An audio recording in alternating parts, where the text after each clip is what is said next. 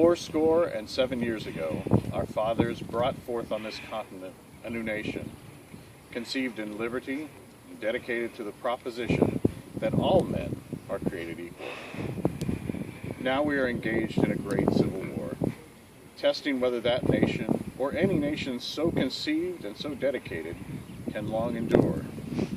We are met on a great battlefield of that war. We have come to dedicate a portion of that field as a final resting place for those who here gave their lives that that nation might live.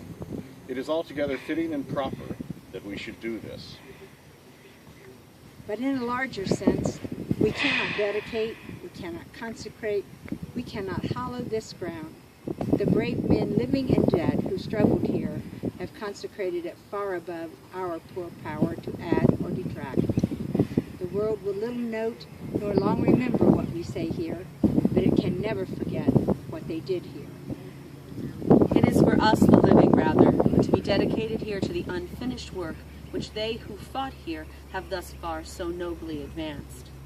It is rather for us to be here dedicated to the great task remaining before us, that from these honored dead we take increased devotion to the cause for which they gave their last full measure of devotion, that we here highly resolve that these dead shall not have died in vain, that this nation under God shall have a new birth of freedom, and that government of the people, By the people, For the people, shall not perish from the earth.